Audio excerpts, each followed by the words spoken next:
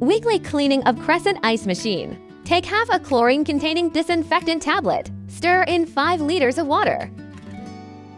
Off the lock screen. Long press clean mode to unlock. Click clean again. Start the water cycle cleaning. Open the ice hatch. Twist off the bottom to screws. Remove the baffles.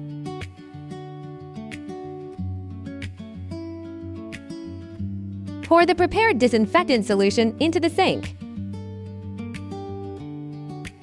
The disinfectant solution flows through the water circulation, sterilizing pump pipes and evaporators.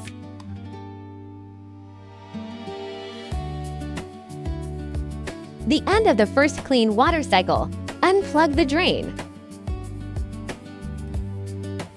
Install the return plug after draining the water. No disinfectant solution added. 2 more clean water cycles.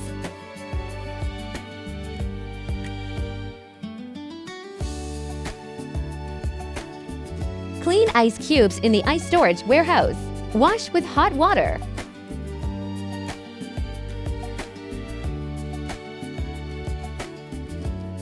Finally, wipe it with a sterilized towel. Ice tray baffle door seal ice tray.